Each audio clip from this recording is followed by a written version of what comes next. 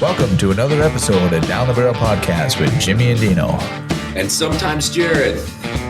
Down the Barrel Podcast is brought to you by the Minnesota Deer Hunters Association and Wolf.Report. Wolf.Report, a platform dedicated to elevating the voices of Minnesota hunters, trappers, and outdoor enthusiasts. Join us in advocating for responsible wolf management in Minnesota. Share your reports, photos, and stories, and together we will ensure that they are seen by all. The Minnesota Deer Hunters Association, protecting the future of deer and deer hunting through habitat, education, advocacy, and legislation.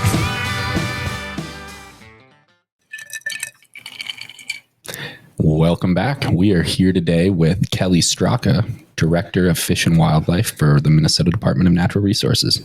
Now, is that Dr. Kelly Straka?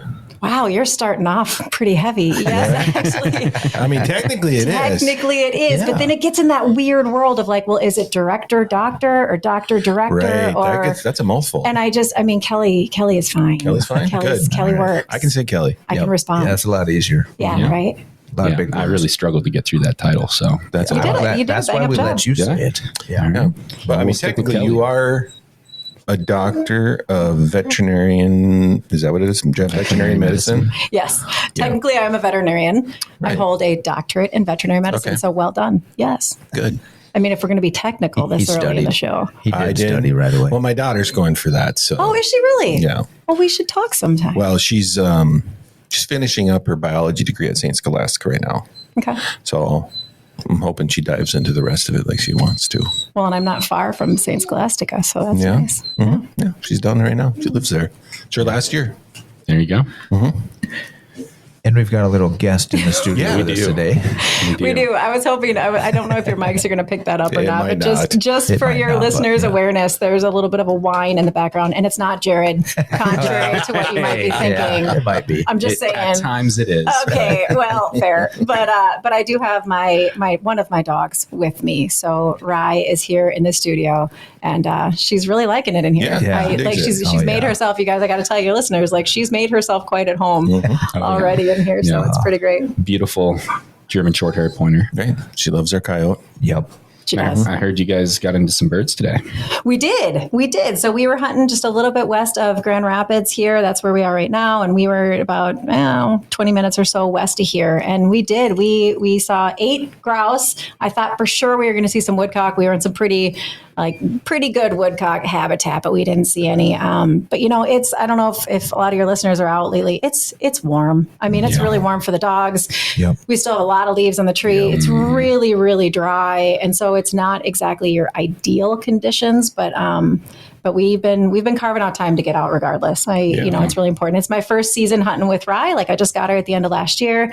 She's been an awesome dog so far. So I want to be able to connect on some birds with her and have her experience that. So How old is she? we think she's around 2.5. Okay. Yeah. So she's pretty young. Yeah, she's young yet. She's got a lot of energy. She's got a lot to learn. I just got her, like I said, at the end of last year. And so I don't know much about her background.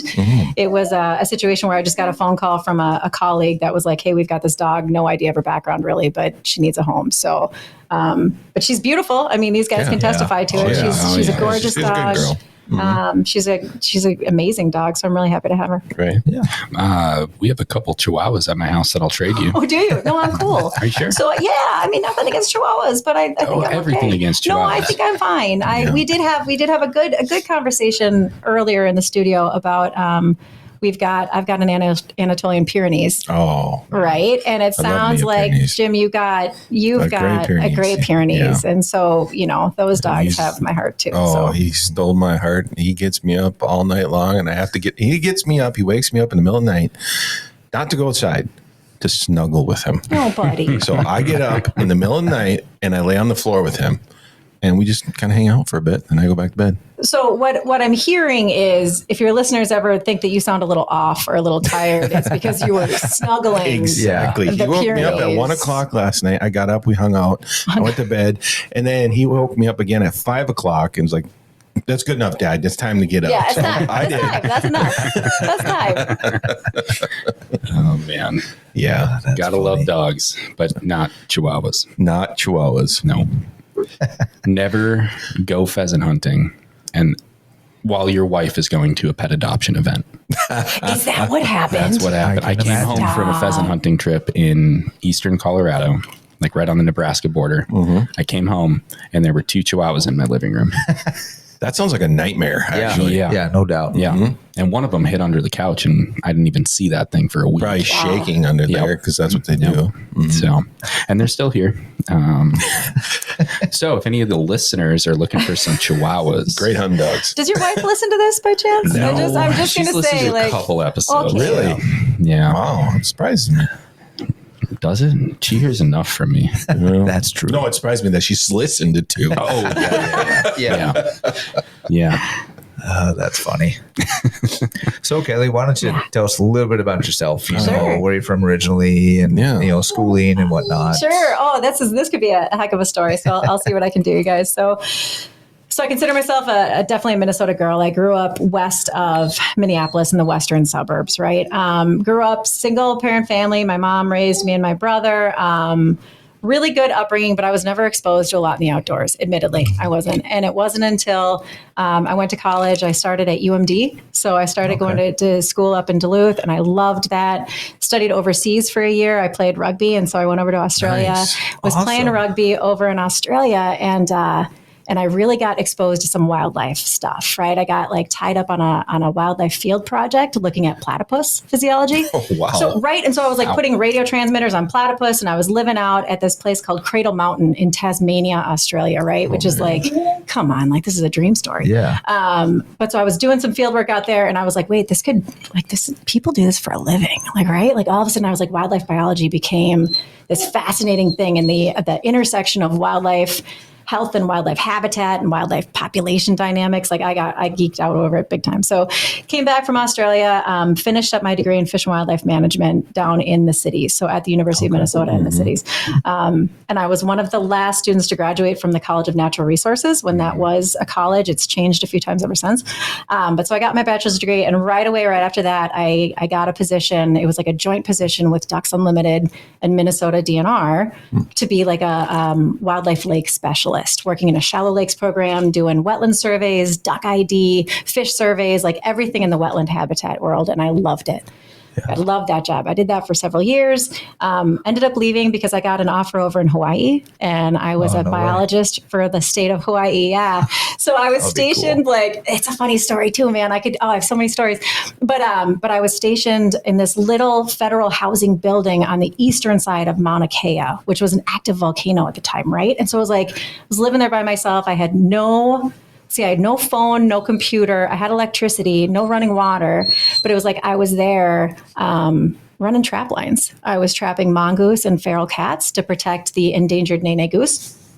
So loved it. Did a lot of field work there. Loved that. Really got more and more interested in health and in the health of the ecosystem and the health of wildlife populations and human health and like those dynamics. So I came back to the States and I decided to apply for grad school, which was interesting because when I finished my undergrad, I was like, dude, I'm never stepping foot on college campus again. It's not my scene, right? Like it just wasn't, I didn't feel like it was really a good fit for me. And so I never thought I'd go back. I swore I'd never go back. And then I decided to not only apply for grad school, but to apply for veterinary school to study wildlife health and apply for a master's at the same time.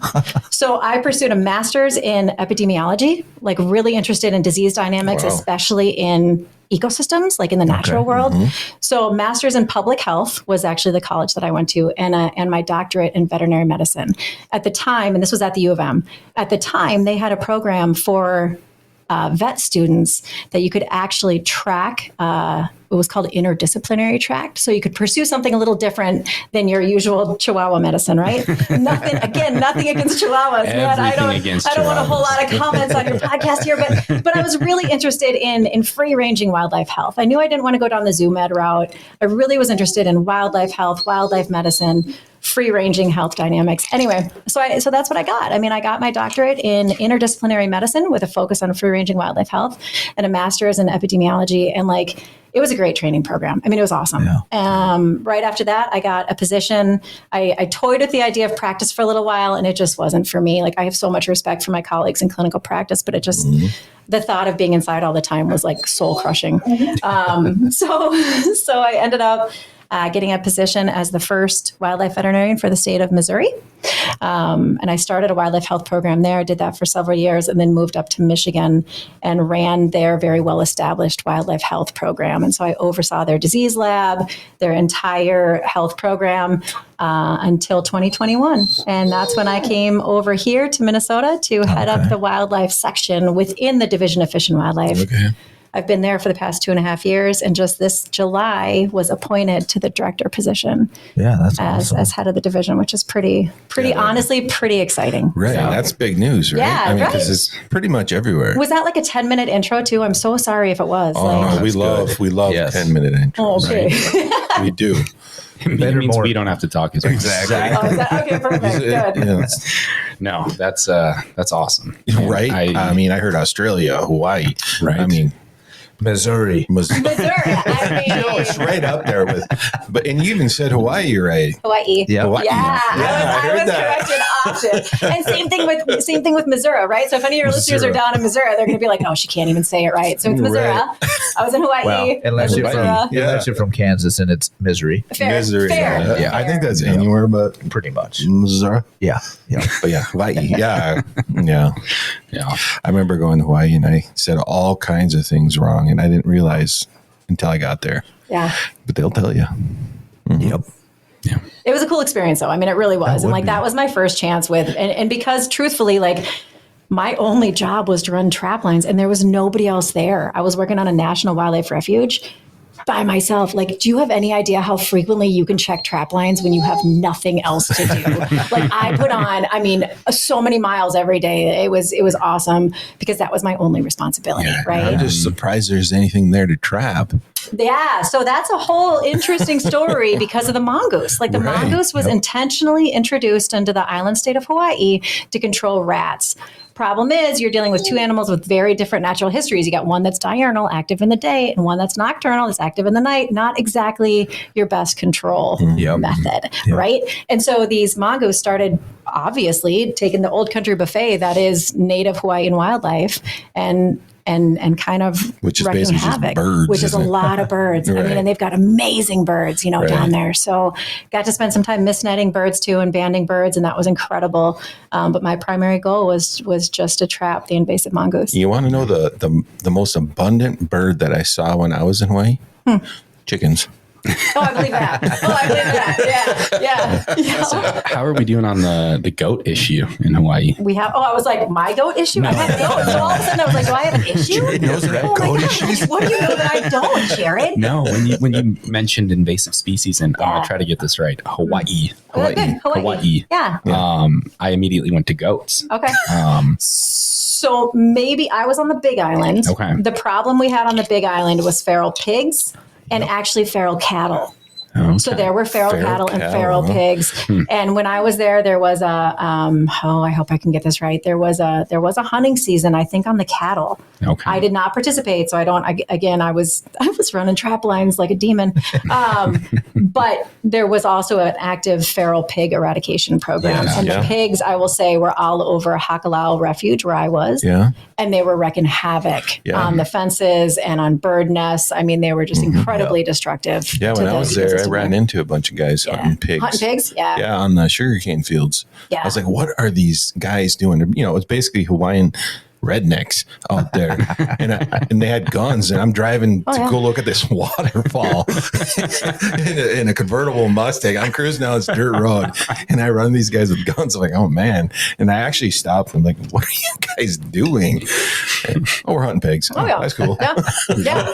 And the other thing I will just say, because I never got used to it, is, and I don't know if it's, I don't know enough about it, but I'll be honest, if you start looking around, there were a lot of pig heads hanging in trees. And so Really? that was I was told, because I asked about it. I was like, why are we hanging the heads in the trees? Like, this is new. And they were like, well, it's almost like a Well, one guy told me it was a warning to the other Right. pigs, which I'm like, I Like a head suppose, on a you know, pike. like I guess. I mean, it's a little morbid, but I guess. I guess I don't know enough about pig psychology. But the other one was it's almost like an offering back to the birds because the birds would swarm on these heads, you know, and so they were picking, I'm sure, the bugs off of them and everything. And so they were like, it's actually a way to pay back to the birds. And I'm like, okay, that's I like that answer. You know, Yeah. I like that one. That Yeah, was that that like one's pretty good. you know the whole like cycle of life Right, and right, ecosystem approach. I was like, okay, I can swing with that. I don't know again about the pigs are going to be warned by their brethren swinging from the trees. I don't know. I don't know enough about how I they. don't think they care. I don't really know. I don't Well, think it's so. kind of like the offal watching project that we have here in the state through the U of M that we've always participated in and encouraged our members to. And I've felt like that's a way to kind of, you know, give back to the wildlife that reside on our landscape, and also a great way to do some research and get some cool pictures. Yep. Yeah, agreed. Yeah. I don't even know what you just said, honestly. You want me to say it a little slower? No, the first word. The first word. Offal. Offal. That's your gut pile. OFFAL. Yeah, I knew that actually. Now yeah. I think about And some it. people say awful, right? Like the awful pile. But, I say gut pile. but it's There you sure, go. Yeah, it's your gut pile. Yeah. Yeah. All right. It's that. It's kind of like scat and shit.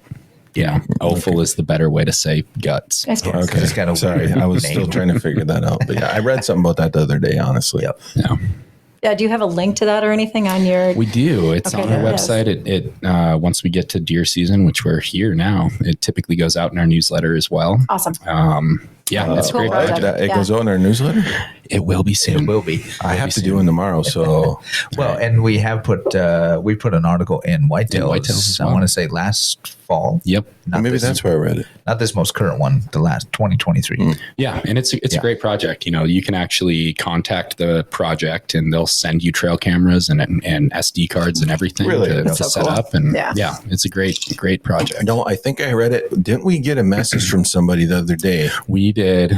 about not doing that? Yeah. I won't say any names or anything, but the I don't reasoning remember was his what was the reasoning? Well, Oh, if you want to get into it. Well, I don't know. We don't have to get deep The into it. reasoning was because we shouldn't be feeding the wolves. Right. Because they're the only things out there. Right. Yeah. Forget the birds and the I don't even know how they got Coons. a deer for a right, gut pile. the birds. And, I've and put everything. cameras on gut piles before, and I've seen deer on them before. oh yeah. Yeah. Yeah. You'll see everything. Right. You know? It was crazy. Big old Right. eagles. I actually got a deer on a few days after you got your deer from the gut pile. Really?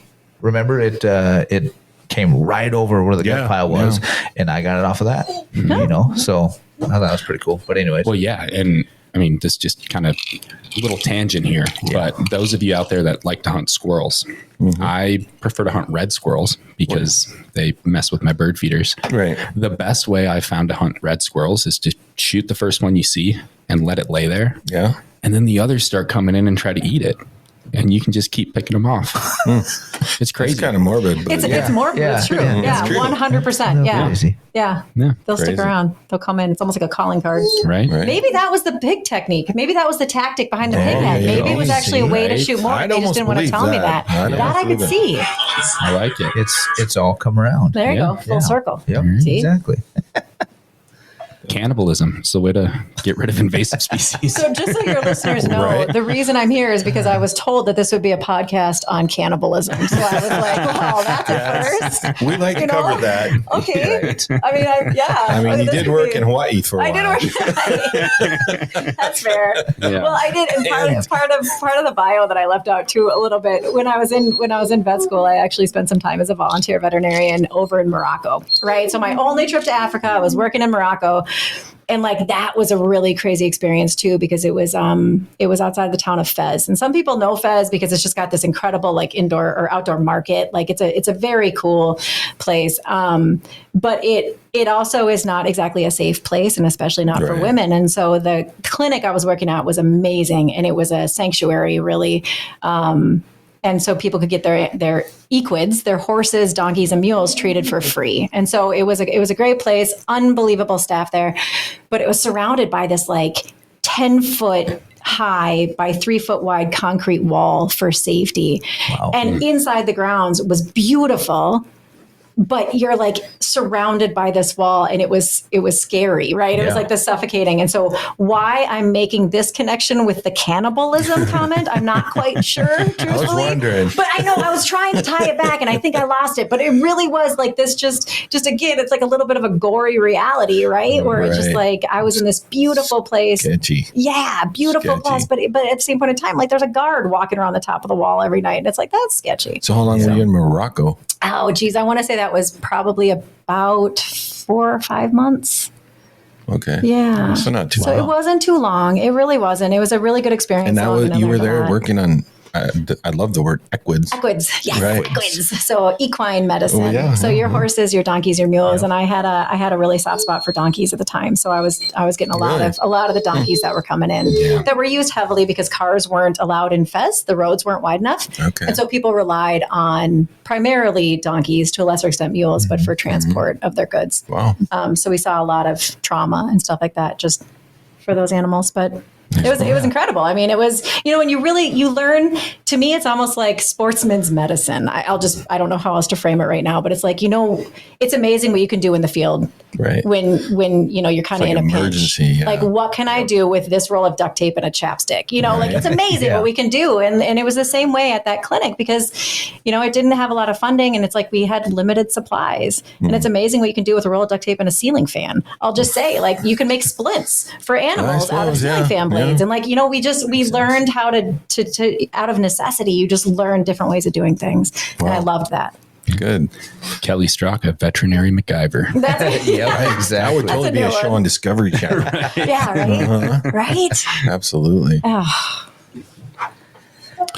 But back to Minnesota. Yes.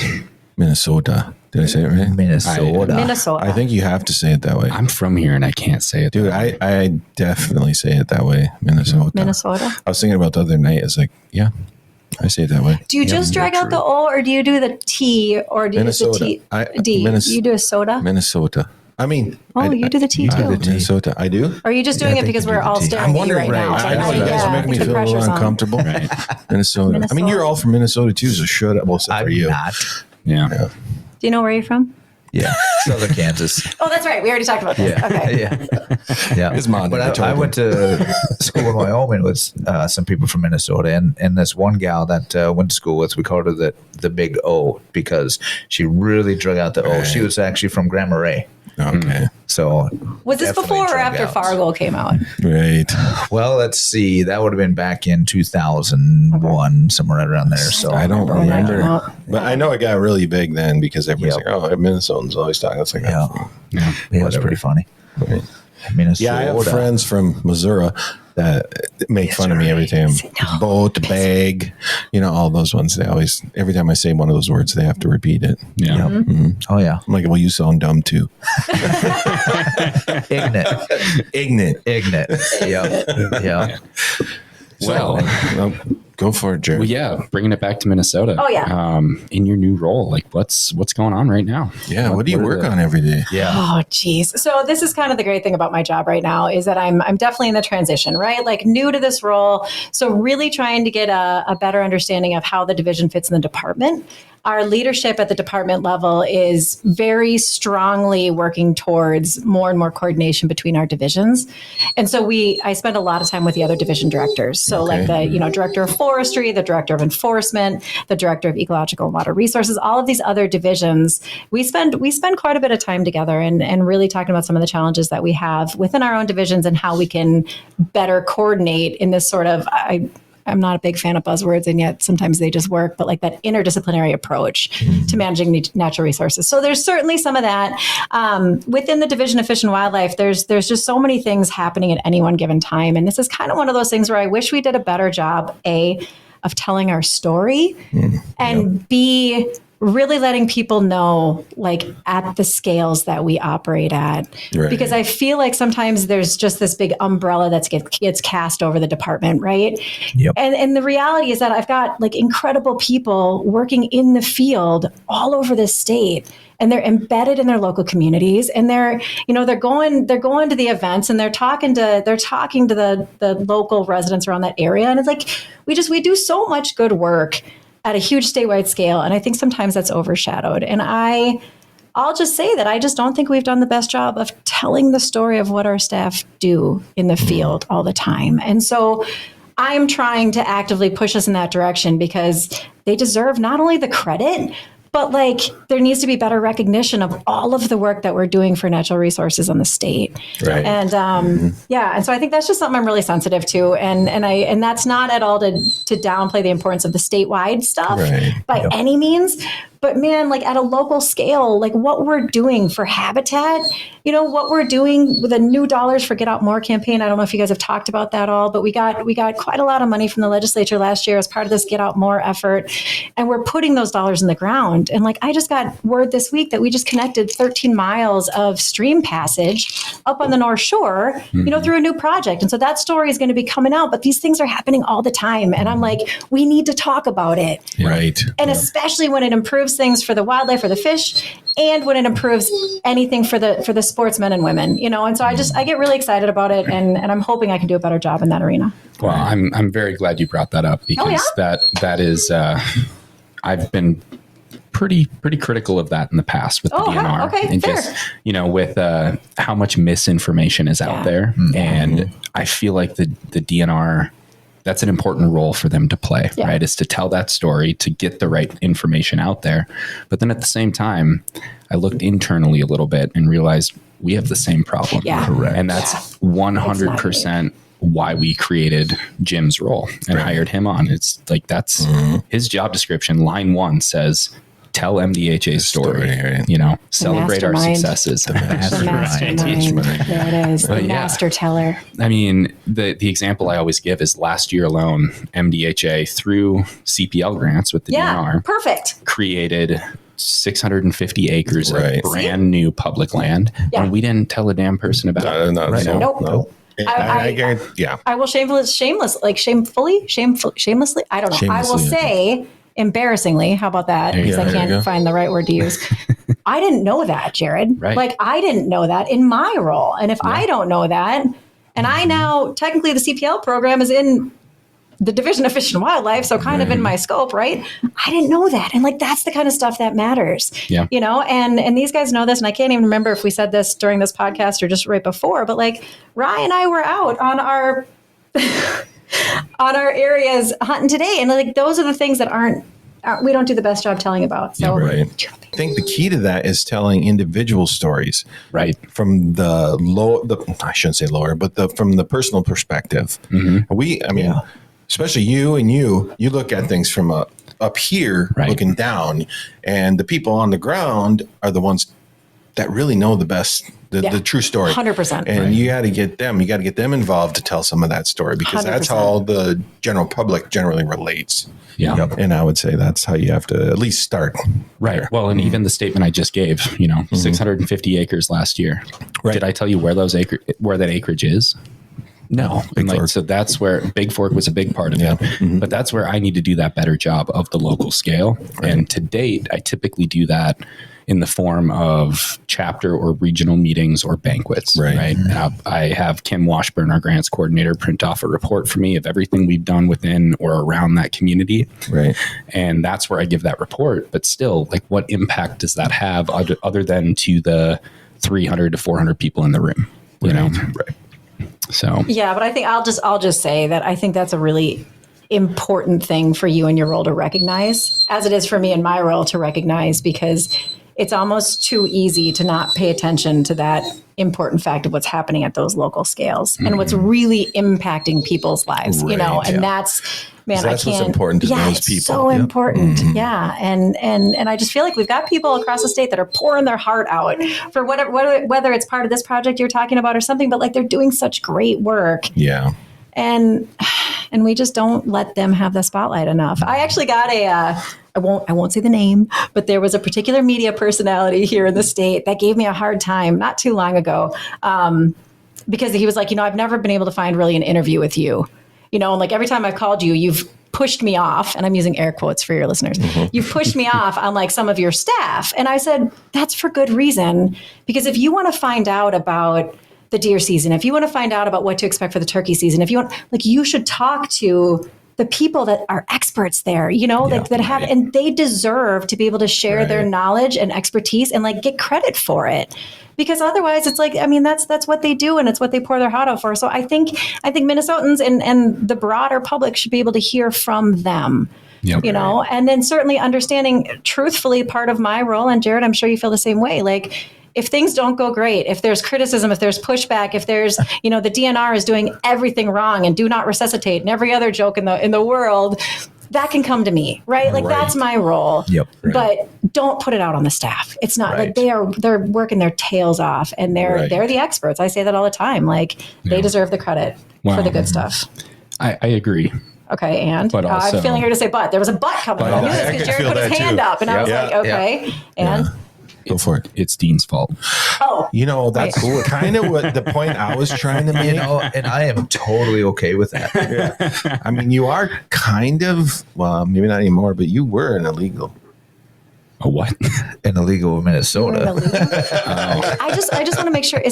Can I use that now? Is that my go-to? It's Dean's fault. I just want to know the next time I get a call. Yes. You should put that in like your next meeting minutes and stuff. No, it's going to be my signature line. There it is in my email. Yeah, right. If you're unhappy with what I do, it's Dean's fault. Call Dean at. I'm going to need your number before we leave here. Yeah, I'll make sure to get it to you. I appreciate that. See, I put it's Dean's fault, and then I list Dean's wife's number. Yeah, but she'll agree she with can add it to the list. Yeah. He is from Kansas. Definitely agree with you on that. But no, in all sincerity, I completely agree. It's the people in the communities where the work is happening that know the true meaning of the work and the impact that it has. And yes, if there's an issue, by all means, talk to me. Or talk to Kelly if it's a DNR issue. Well, and with telling your story helps get the good things that you guys are doing out there for both organizations, because you always hear the negative everywhere, social media, everything. And it's like, but if you can tell your story a little bit better, when people come out negative that don't know the story, you can point to it, just like we've done and have been trying to increase even on the wolf issues and everything else. It's like, well, honestly, when people say, well, you guys haven't been doing anything, well, we have, and we have been doing it for 40 plus years. Now we're getting out there a little bit more in people's faces. So that's where we all have to kind of come together and tell the story, Absolutely. I like it. Well, somebody's got to tell the story. Somebody's got to. Here's the thing: if you don't tell the story, then the story is told without you. Exactly. And generally speaking, the story is wildly inaccurate. That's the reality. And so it's like you kind of gotta. Yeah, when there's a vacuum of information, that's where people are going to fill it. Somebody fills it. Yep. Somebody fills it. And then this day and age, that's the worst. And it's usually a lot of horse shit. Yep. And then you get a following. And then you get a following, and then it's even worse. And then they start going down that rabbit hole. Right. Imagine somebody that never even met you writing your biography. Isn't that crazy? Right. I wouldn't want that. And then all the followers follow. Yeah. Because all they know is what that person says about you. Right. That would be an interesting story, Jared. No, but I think the point here is that's what MDHA is trying to do, is to get out there and write that autobiography. And it sounds like you're on the same mission. Yeah, absolutely. Yeah. So what is the limit on wood ticks? Okay, so what your listeners can't see right now. You have reached the limit. I will tell you. I mean, there is nowhere to set my drink without squashing ticks. For your listeners' benefit, I'm sitting here as Jared's talking, and he's brilliant. Jared, like I appreciate you guys so much. I really do. And yet, as I'm listening intently, by the way, and I'm actively participating, but in the meantime, I'm also pulling ticks off my dog, and I'm shamelessly, they're accumulating on the counter in front of me, and I feel really bad because you guys can't see it, but there's a tiny pile of ticks that I'm like, I'm sorry. I would say a decent sized pile. Well, they're tiny though, so it is a decent pile of tiny. The ticks themselves are tiny. The pile. You should know what the limit is, right? You should. Yeah. What is there's no harvest limit on ticks. We are not getting out a regs book for how many. Oh my God, you seriously are. We need season dates and limits. Yeah, exactly. Right. Are they even in season? unlimited. This is amazing. And if not, I'm in gross violation over here. So We did say you were out hunting beforehand, though, right? We did say that. We did. I think so. Yes. You were in the woods. So yes. It does make sense. This isn't like a normal thing. I don't just like show up from my house covered in ticks. But it really is getting a little outrageous. Right. You're good. That's quite the pile, though.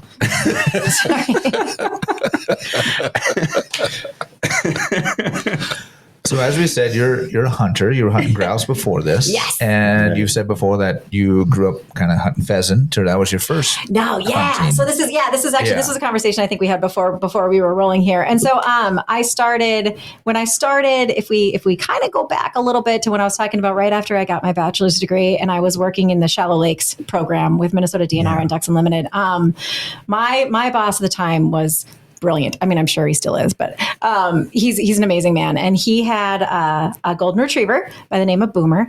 And I've talked about Boomer before in the media because he and his dog were absolutely instrumental to me in my early 20s. And I feel like this is how I can relate with more of those people that have that affliction, sometimes affectionately referred to as adult onset hunting. Like I didn't grow up with it. You know, truthfully, I did not grow up with it. And so being able to have somebody like him, his name was Leroy Dahlke. So some of your listeners might recognize him. He was the Wilmer Wildlife area wildlife manager. Amazing man. And he kind of took me out, right? Like, I think he did what a lot of people's dads do for them, or maybe their grandpas do for them. And like, I got that experience through him, and I'm so grateful for it. Like, it's amazing because it changed my life. It changed my relationship with the natural world. It changed everything I wanted to do and everything I cared about because of him. And so I give him huge credit there. But yeah, so I started pheasant hunting. And really enjoyed that, then transitioned into deer hunting and duck hunting and really loved that. At the same point in time, I started fishing a ton, you know, and so I that's when I was living in the Wilmer area. And that's just a great area of the state, especially if you're interested in pheasants, but really just great outdoor opportunities there and tons of public land thanks to our wildlife management area system and the federal waterfowl production areas, tons of land. We could go out, you know, out our doors and hunt anytime. And so, I was really lucky with that. How do we get on this topic? Because I feel like we were talking about something else. Hunting. Yeah, Hunting. hunting. Yeah, hunting overall. Yes, hunting overall. So yeah, I did. Was it last year? I think 2 years ago, I took my first whitetail with a bow out of state. Oh, so I really? shot my first whitetail with a bow in Kentucky. I'd never hunted Kentucky. Kentucky? Wow. Yep. I have a good friend that he lives in Georgia, but he was going hunting in Kentucky, and he asked if I wanted to go, and I was like, yeah. Yeah. So Can't turn that down. yeah, and I truthfully, I'm not the best at sitting still for very long periods of time. So that can be a challenge, but like elk hunting is my go-to number one favorite. And I actually dated a guy for a little while and he was an elk guide. He's now my husband. Probably because of the elk guiding thing, right? Like I saw an opportunity, right? Like we're all opportunistic humans. And so I saw an opportunity of like, wait a minute, get my claws into this one and I can go hunting every year. It hasn't panned out that way, but I will just say that no, we went elk hunting. Northwest Colorado is where he was guiding. And so we spent some time out there. But if any of your listeners haven't done that, it's incredible. It really is such a good experience. I have not done that. Oh man, it is the best. It is amazing. It is life changing too. Some of So us have So not you lived like- in Colorado, though. That's true. So were you like Route National Forest area? no, Or so we west of there? were up outside of the White River there, right outside of Meeker. Oh yeah. Yeah, Okay. so we were right outside of Meeker, and he great was working area. at the Marvine Ranch and the Rio Blanco Ranch, which are two really big ranches outside of Meeker there. And so we were kind of hunting in that area, and we've gone back 4 times, I think. And it's been a couple years now because we have kids. So now we have 2 active little boys. And so it's hard. I think we've only gone once in the past like 5 years. So hopefully we'll be able to go again soon. But So do you bow hunt then or rifle? I do both. I actually prefer to bow hunt. Right. I like that more for me. But it also is depending on how late in the season is it and what do we have in the freezer. Right, like truthfully. And so what are the kids up to? I'm a meat hunter. What's that? And what are the kids up And to? what how are the much kids up time to? do you Yeah. have? So Because speaking of the kids, would only bow hunt if I could. Yeah, Right? yeah. But that takes more time. it does Right, take it more does. time. But my youngest just turned 8, September 17th, so pretty recently. Yeah. And for his birthday, he got his first bow. Oh, cool. And so he is pumped. And so That's his big awesome. brother, who's 10, has been teaching him how to do it, and we've lost a few arrows. Well, yeah. We're still working on that. Still lose And some every year. Right. Yeah, we've got like a big tarp we got to hang behind the target, and then we've got goats at our house too, and so we've got the target is set up not towards the goat's head. Just to be clear, where is this going? Just to get that But it is in that direction, and so it's always funny. And so I have pictures of my little boys, practicing their bows, and in the background there's a line of goats, like an audience, just watching, and it's pretty funny. Oh, man. Yeah, I agree. Bowhunting's way to go. Yes. I didn't lose a single arrow practicing this summer. Nice. Me neither, but I haven't practiced it a whole lot. So. But I lost 4 targets. How'd you lose targets? The bears took them. Are you serious? Yeah. Do you stuff them with ice cream? Why are you losing targets? I buy them from L&M. I put them out there. I shoot them for a week, and then they're gone. And I've now found a couple of them out in the woods. Just you're kidding! clawed up from I've the bears. never heard of that Yeah, before. I know. I don't know Why why. would they want your targets? I have no idea, but they're dragging Do you them off shoot for after some you eat? reason. Do you shoot after you eat? Before and after. So you eating got on your greasy target? hands. But I'm just touching the arrows. Well, I guess you got to put the hand on the target.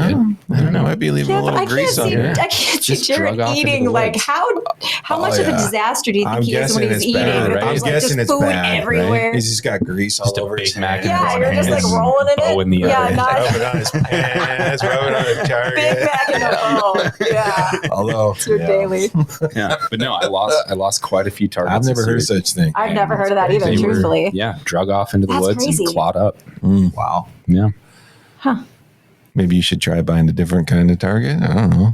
Maybe I should just talk to the DNR about the bear problem. Oh, I got a guy. Yeah. I got a guy. I got a guy. I'm sure. Is it Rye? Where is Yeah, where's her?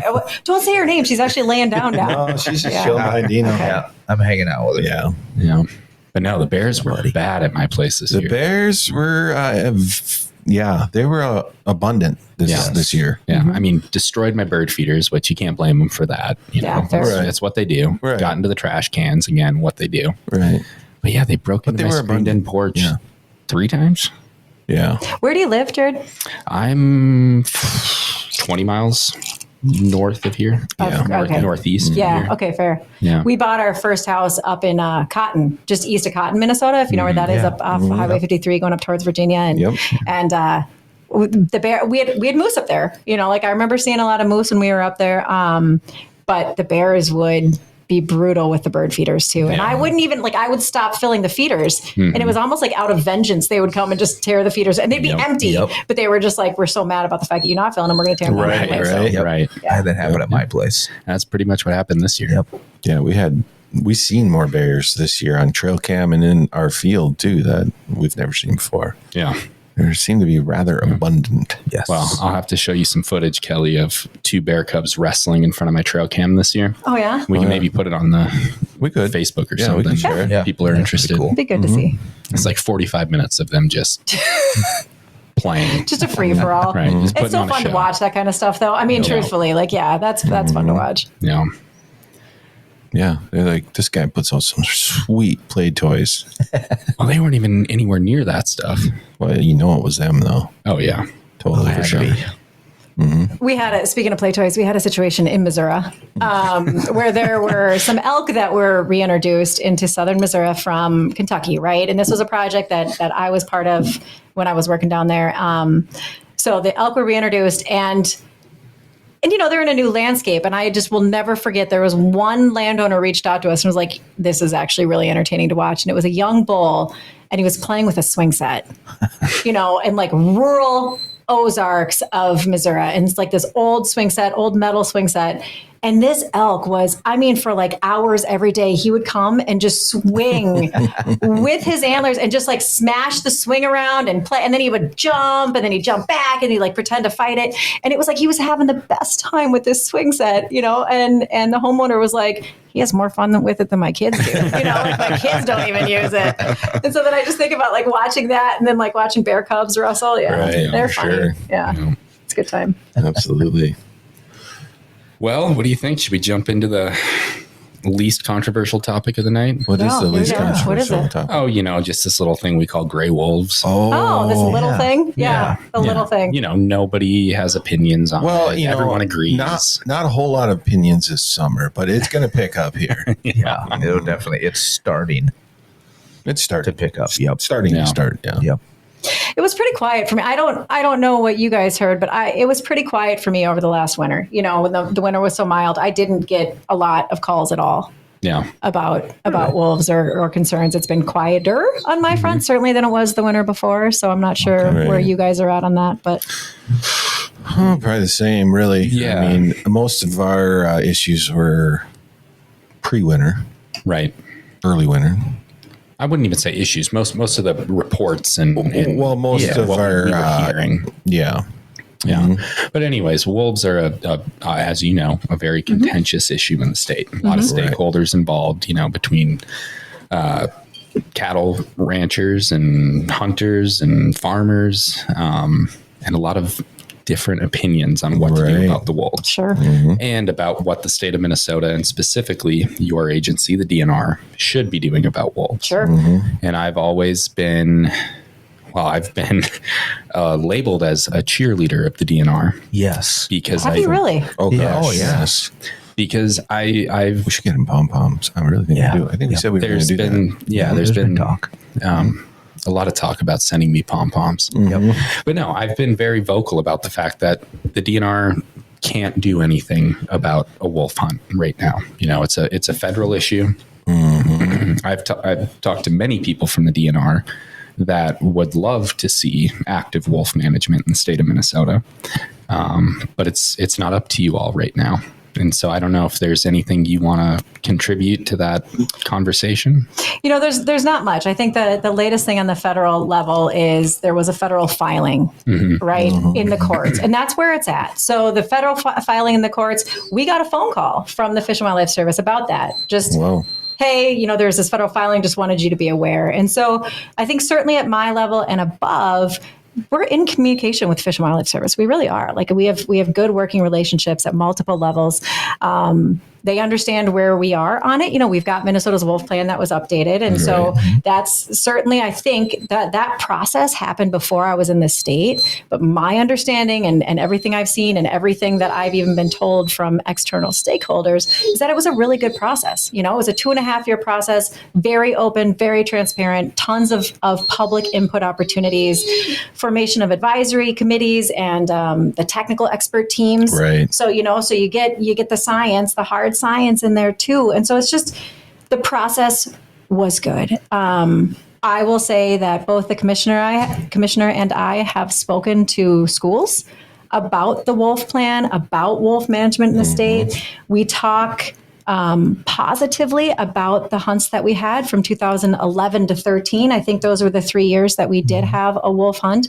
Yeah. I'm not saying that's the only way to manage wolves by any means, but the state did a good job of having those hunts that were held with good boundaries. They were well regulated, they were well received. So it's kind of this just. Thank you, Jared, for saying that this isn't I can just sign a piece of paper and we could do that tomorrow. A, that's not how we're going to operate anyway as a state. Right. But B, we can't do that right now. And the commissioner does not have the authority, if I can say that a million times, the commissioner does not have the authority to do any active wolf management anyway because of the federal status. Right. So again, it's in the federal courts. I agree with that.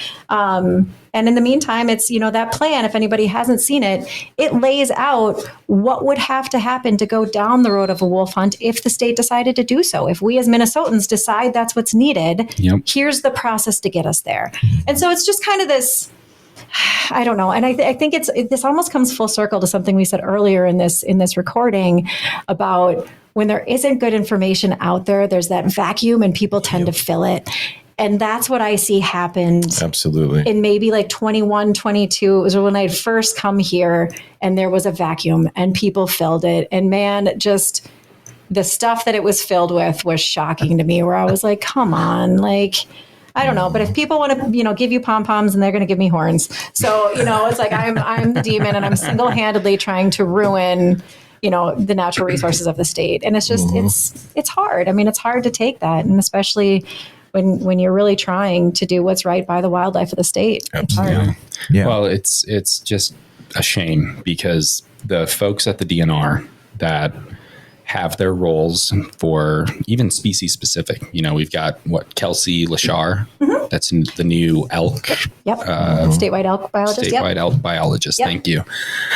They truly are the experts in the field, and then you have these people with a computer screen and a keyboard in front of them that think they know more than these highly trained, super knowledgeable individuals that are honestly doing their best for the species that they're out there to protect. And in your case, Kelly, it's all of them, right? Yeah. And that's a big job. Yeah, I know. Yeah. Thanks for reminding me. I don't think anybody in their right mind is going to expect you to do that job perfectly, I thought you were going to say anybody in the right mind would accept that job. That's where I thought he was going. And I was like, Well, no.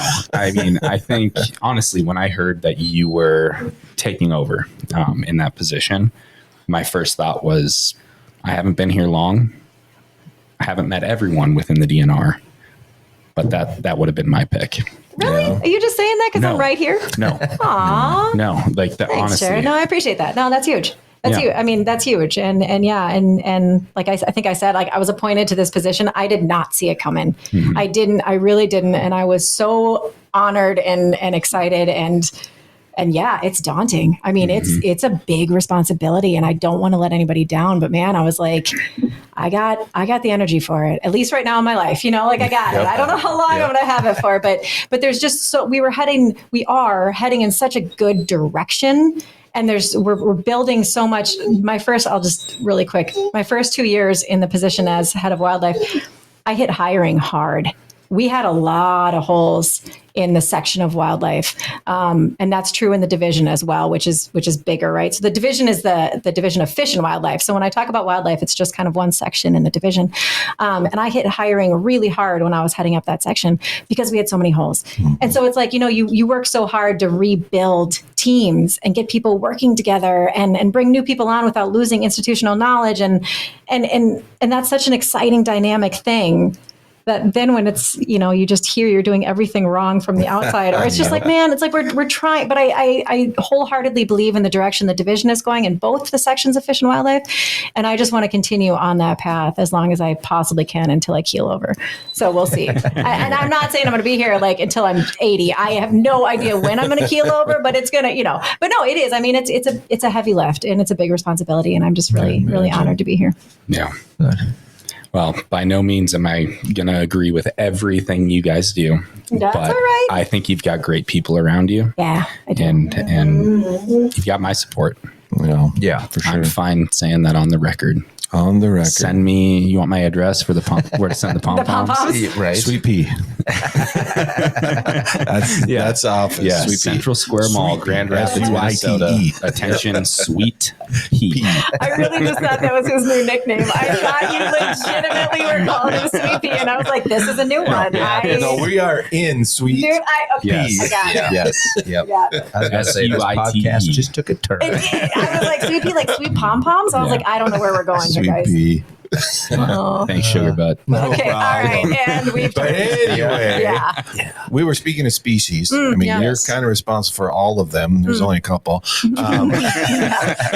Thanks. What do you feel what do you work on the most? I mean, I know you probably don't because you deal with people mostly, but what is your area? What is the top priority? Is there one? Right now. Is there one question? I'm going to say no. Okay. Truthfully. I mean, no. There's so many moving parts. And, whether it's looking at some of our fishing regs, especially changes to walleye regs on Mille Lacs, huge priority, right? Right. Yeah. Whether it's talking about the elk restoration proposal that the Fond du Lac band asked, and where that project's sitting, huge important project and many players involved there, and whether it's looking at what are we doing with habitat for moose? Moose are one of those charismatic megafauna. People call it that, whether you like it that or not, but that's how they're referred. Yep, charismatic megafauna. I mean, it falls in that category. Either way, they're iconic Northwood species. And we know that we're on a long-term decline.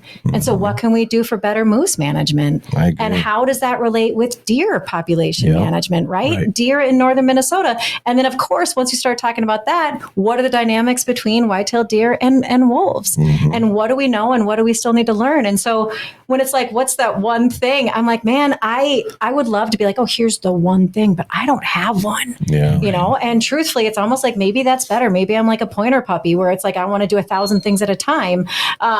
You know, and I can spread out that attention because truthfully, that's as many moving parts as we have at any given time. I think you have to, honestly. Yeah, you have to. You know, I can't put all my eggs in one basket. And so, yeah. Yeah, I will say, you brought up the moose, and I was looking at the map today from the state of their range, and it was kind of depressing. How little range there is. I swear it was damn near just the boundary waters, maybe a little more, but yeah. Yeah. And the fact that we had, you know, we used to have the kind of two different populations of moose, right? Like the Northwest and the Northeast. And people still remember being able to hunt moose. I think we stopped that in 2013, if I remember right. And then, you know, and then that Northwest population just disappeared. And so, and so it's like dealing with things like that. And then you start going into like the regulation side of things, and the early teal season was really big for a few years, you know? And so we just did that 3-year pilot to see if the state could have an early teal season because we didn't have one, and other states in the flyway do. And so, you know, you start talking about waterfowl management too. I mean, there's a ton. One of the things we didn't have in the section of wildlife when I started was somebody to really focus on upland birds. So focusing on our pheasants, on our grouse, on our turkeys. And we were able to bring in a brilliant biologist. I can't remember how long he's been on board now, but Nate Huck's been on board. I think, Jared, he's been on after you. He's going to make fun of me for not remembering, but he's been a great addition, you know, and he came from, I think he was in Wyoming for a while and then over in Pennsylvania, and we snatched him up, you know, and so we've been able to bring on these great experts. And then the final plug I'll just give for because you asked me about like what I'm spending my most time on. Yesterday, the posting closed for my replacement as the head of wildlife for the state. That 3 posting months after. Yeah. Man, I was driving that one hard too. I had it open for, I think it was open for 21 days. Okay. So got that through our hiring process as fast as we could, got it posted, was open for 21 days, open competitive. So I got an email on the way here today. I got an email that it's closed. And so here's your list of applicants. I haven't opened the email yet. So I'm almost like the kid on Christmas, right? Where it's like, what am I about to see? I have no idea. Maybe we should decide tonight who we're going to hire. Should we just open it right here? Let's do it, guys. Let's get the music going. Contestant number 1. Right. What do you got to offer? What do you got to offer? We can just call them all. Right. So I really don't know if I've got 5 applicants or 100. I really don't know. But that's going to be definitely my priority. Truthfully, go over the next couple months is really going through that process. Place yourself. Yeah. Right. Well, you know what the job takes. With somebody better. I mean, that's the great thing. It's like, this is the great thing about when you do move to a new position. If you have the opportunity to fill your old one, you can put in somebody better than you were. And so it's like, that is like, I'm excited about that. Yeah. So. Well, no, I mean, that just goes to show why the DNR cannot spend 100% of their time dealing with a wolf issue that is outside of their control. Yeah. You know, I don't get it. And I still don't understand. Why? It's really the only issue, right? Just look at all of the stakeholders that are involved here. You know, it's not just hunters. As much as hunters want the DNR to represent them, they're going to do their best. But there's fishermen, there are birders, there are hikers, there are boaters, there are just the recreationists that are out there. Yeah. I mean, there's all these different stakeholders involved, and they're not going to represent your specific demographic in every single decision that they make. But that's where it's also important to step up, join a legitimate conservation organization that is going to advocate and be in the room with the DNR. MDJ. Well, so I can't put in a plug, but I do want to say I agree. I mean, please step up, get involved, get engaged, get your perspectives and what you care about, get it represented by, thank you, Jared, like a reputable conservation organization. Because we listen to all the voices. We do, like that's my job, is to listen to all the voices. And so I love this message. That's all we can do, you know? And your voice is amplified Right. once you join an organization. So For your listeners' awareness, because I know we've talked about this here in the studio, but I am gonna have to be heading out here soon with Raya. We've got to go to a little event for the Rough Grouse Society here tonight, and then I got to get back home to Proctor, Minnesota. Anybody who's listening from Proctor, what up? Go Rails. You're my people, go Rails. Yeah, right. So I'll just say really quick, I was actually at the airport. See, this is what happens when I say I have to go, but this is like the Minnesota goodbye. Right, So for the next right. 45 minutes, my dog's just going to be antsy in here. But no, I was at the airport once in Michigan, in Detroit. And I was an assistant, what's it called? One of the professors, like an adjunct professor at Michigan State University. And I'm walking through the airport and I hear, go green.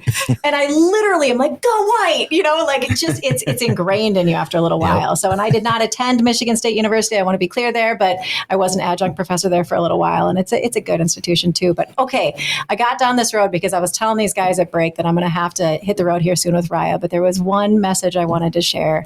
Outside of just a general thank you for having me here, but one of the really important things that I wanted to get across from today's podcast, and certainly the invite that came from you guys, like Jared and Jim and Dino. I'm sure you were on the invite too, but I'm pretty sure it actually came from. we don't trust him with the actual logistics. His name's going to be in smaller font. Yep.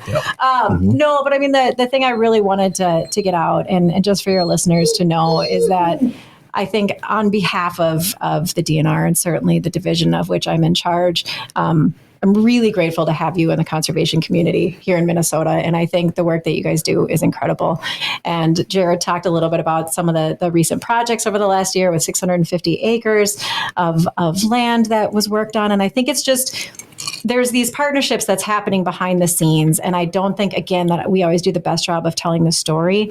But one of the reasons that brought me back into Minnesota from other states was because of the community here and the work that we all try to do. And our organizations, our agencies, our entities might not always agree on every little thing, and that's okay.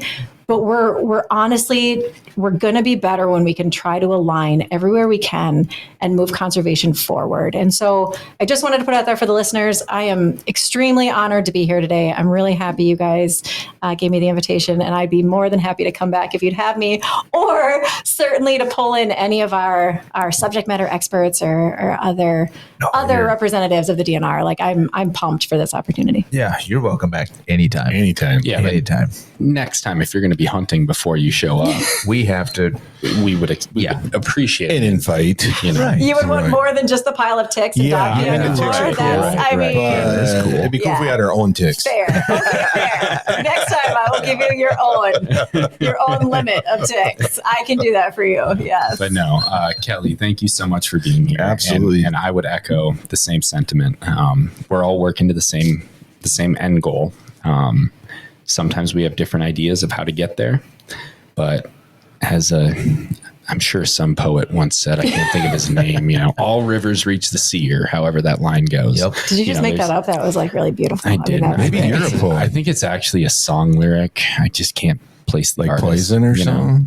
You really went to Poison? Like, Well, yeah. does that pour some sugar on me? Wasn't that Poison? No, that was Def Leppard. Come on. Oh, we're getting vocals. We're derailing. Again, but that's no, what's happening. We got the same end goal, which Right, is absolutely. sustainability across the ecological landscape. Right. Opportunities for all Minnesotans to engage in enjoying that sustainability, those wildlife species, whatever that preferred mode of recreation is for you. Right. We might not agree on how to get there, but we can work together in a civil manner. We can disagree in a civil manner. Sure. And I think there's great things to come. Absolutely, there is. Sure. Awesome. Well, you better get to your event. Thanks for Yeah. They're probably waiting coming for out you. with us. Are you the guest of honor? No, I'm definitely not the guest of honor. And now that I'm significantly Raya is the guest of honor. Raya is the guest of honor. And now that I'm is. significantly more tickless than I was an hour ago. Jesus, Hopefully I'll be let you in. must weigh 20 pounds less than you did when you I walked. think There's it's an a pile of honor. ticks. It's an honor that we're going to get more ticks than the Rough Grouse Society. Yeah, you are, yes. I'll point Take that that, out Rough tonight. Girls There you go. Thanks you guys again for having me. I really appreciate Awesome. it. Thank you so much. Yep. Thanks guys. The Minnesota Deer Hunters Association has been building our hunting and conservation legacy over the past 40 plus years through habitat, education, advocacy, and legislation in Minnesota for Minnesota. The Minnesota Deer Hunters Association and Wolf Dot Report proudly sponsor this podcast. However, please note that the opinions, topics, and guests featured may not necessarily align with the views, beliefs, goals, or mission of our sponsors.